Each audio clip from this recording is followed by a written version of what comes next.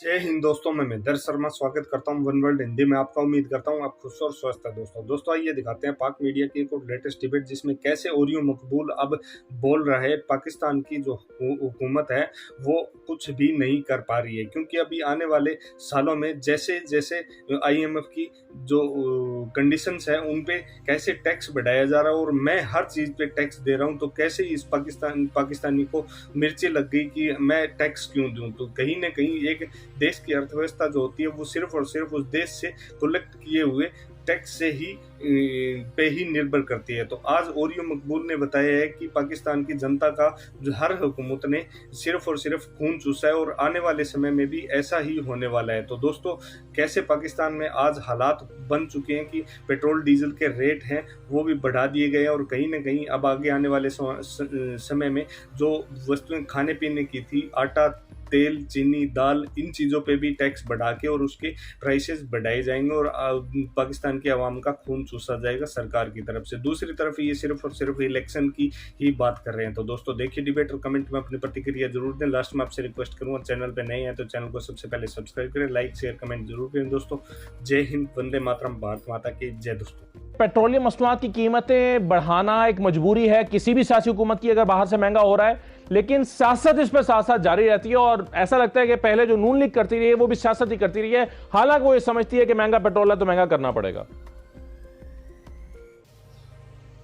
देखिए, ये बिल्कुल गलत कहते हैं। IMF ने कभी नहीं कहा आज तक, ये मेरे सामने उनका वो पड़ा हुआ है, हम भी फाइनेंस में काम करते रहे हैं, कि तुम पेट्रोल की कीमत बढ़ाओ। कभी नहीं कहा तुमने। वो कहते हैं सब्सिडी देनी है तो टैक्स रेवेन्यू जो है वो इतना कर लो कि तुम कर्जे अदा कर सको। ये मैं 4 कंडीशनैलिटी इसकी बता देता हूं। Ensure that the debts contracted are paid back, implement the structural reforms and liberalizing economy, opening it up to the international market and reducing the presence of the state gradually। ये वो करते आप क्या है, आप टैक्स नहीं लगाते। आपका जो रेशो है इस वक्त 80 और 20 भी नहीं है, बल्कि 90 और 10% है डायरेक्ट इनडायरेक्ट टैक्सेस के अंदर। मेरा इतना बड़ा फार्म है, मैं 2000 एकड़ के ऊपर मैं टमाटर लगाता हूं, मेरे पर कोई टैक्स नहीं है। एक आदमी की टमाटर की चटनी की फैक्ट्री है, उसके ऊपर कोई टैक्स नहीं। और यह मकबूल जान चटनी खरीदने जाता है वो टैक्स देता है। यह है इस मुल्क का डिलेमा। इसलिए वो इनके वोटर्स हैं, वो इनके सपोर्टर्स हैं, वो इनको फंड करते हैं, इसलिए उनको टैक्स नहीं लगता। आपको पता है कि पाकिस्तान के टैक्स की डिवीजन क्या है? शाहिद कारदार हमारे दोस्त थे, वो ले गए, जो फाइनेंस मिनिस्टर लगे, कहते मैंने प्रॉपर्टी पर टैक्स लगाने के लिए कहा। दुनिया में सबसे कम टैक्स प्रॉपर्टी के ऊपर है, सबसे कम। मैं अगर एक कनाल के अंदर रहता हूं तो आप इतना टैक्स भी नहीं देता कि जितने से 4 गिलास पानी आ जाते हैं। 10 करोड़ रुपए का बंदे का प्लॉट है, 1 रुपए का वो टैक्स नहीं देता। सारी की सारी उसने कब्र बनाई हुई है उस इन्वेस्टमेंट की।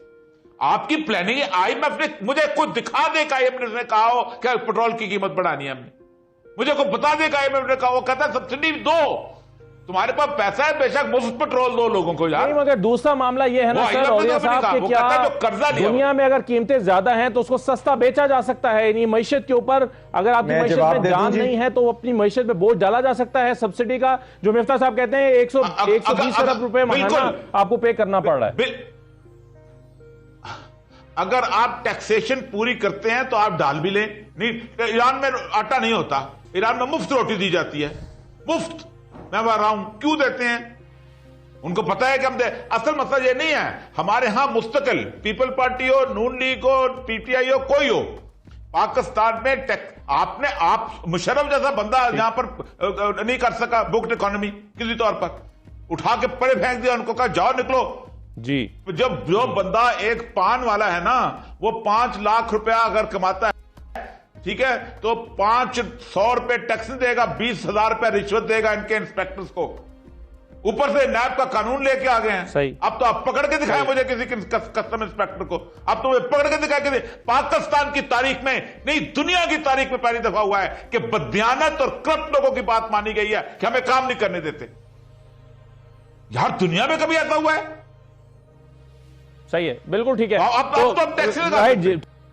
औरिया साहब मुझे एक तो इसका जवाब दे दें, जो मलिक साहब कह रहे हैं, आप उसको कहें, रिस्पॉन्ड कर दें। दूसरा ये बताएं कि कहा जा रहा था कि ये हुकूमत जो है ये मुश्किल फैसले नहीं कर पाएगी और अगर इस हुकूमत ने मुश्किल फैसले ले लिए तो फिर ये 1.5 साल तक कहीं नहीं जाएगी। अब आप हालात का एनालिसिस कैसे कर रहे हैं? इमरान खान साहब 6 दिन में इलेक्शन मांग रहे हैं, तारीख मांग रहे हैं, और यहां पर मुश्किल फैसला हो गया है, तो फिर इसके फौरी असरात अपने ऊपर मनफी असरात लेकर तो हुकूमत छोड़कर नहीं जाने वाले शहबाज शरीफ साहब। तो हालात को आप कहां जाता हुआ देख रहे हैं? देखिए, पहली बात यह है कि मैंने किसी गवर्नमेंट की बात नहीं की, मैंने ओवरऑल बात की है। मैंने कहा है कि इस मुल्क का मसला, सबसे बड़ा मसला करप्शन था। खुद इसहाक डार साहब ऑन रिकॉर्ड हैं कि पाकिस्तान में 20 से 25 अरब रुपया जो है वो महीने का, बल्कि उन्होंने ये बात 200 अरब की भी बात की है, मुख्तलिफ फिगर दिए थे, वो करप्शन में चला जाता है CBR के अंदर। दूसरी बात यह है कि IMF कभी नहीं कहता, IMF कहता है प्रपोजल लेके आओ। हम प्रपोजल लेके आते हैं कि ये सब्सिडी बने, फाइनेंस पे हम जिंदगी भर बजट बनाते रहे। वो कभी नहीं लिख के देता कि इतनी सब्सिडी इसी लगा दो, इसी सब्सिडी इसी लगा दो, इतनी सब्सिडी इसी को लगा दो। और दूसरी बात यह है कि शहबाज शरीफ साहब, मैंने कब कहा है कि डायरेक्ट टैक्सेस में है, वो उन्होंने लगाए थे, जिनका मसला यह है कि पाकिस्तान का ओवरऑल मसला यही है। पाकिस्तान को हमने 1973 की जो किताब है ना, बिल्कुल ठीक बात, ELBS की, जो कि इंग्लैंड के डेवलपमेंट इकोनॉमिक्स के कोर्सेज में पढ़ाई जाती थी ना, वो किताब के अंदर मुझे आज मैंने उसको सजा के रखा हुआ है। पाकिस्तान को as a successful industrial country कहा जाता था और सक्सेसफुल एग्रीकल्चर कंट्री कहा जाता था। हमने उसको सारों ने मिलके 88 ऑनवर्ड हमने सारों ने मिलके उसको ट्रेडर्स हब बना दिया, हमने दुबई बना दिया हुआ है। ना यहाँ इंडस्ट्री रही है, ना एग्रीकल्चर रहा है, ना कुछ और रहा है। और उसके साथ साथ जो कोई, उसमें मैंने मुशर्रफ की भी बात की, इनको शायद याद नहीं आया, इन्होंने बराह रास्त उसके बाद के मसला यही है। मैंने कहा था कि मुशर्रफ भी इस इकोनॉमी को उस तरह में लेके आया, जब वो कर रहा था ना, सारी पार्टियां खिलाफ थी, नहीं करने देंगे। आज इनको घेर लें वो सारे के सारे चैंबर ऑफ कॉमर्स वाले और दूसरे, कि हम नहीं अपने आप को रजिस्टर कराएंगे। जिस मुल्क के अंदर आप शनाख्ती कार्ड 50,000 रुपए की शॉपिंग पे ना ले सके, ये पॉलिटिकल गवर्नमेंट्स होती है, ये पॉलिटिकल विल होती है। आप सब्सिडी लगाएंगे, आपको पास और कोई रास्ता ही नहीं है, आप लोगों की खाल खींचेंगे, आपको कोई रास्ता ही नहीं है।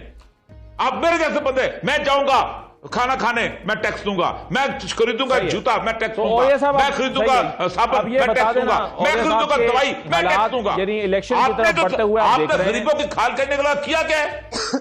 जी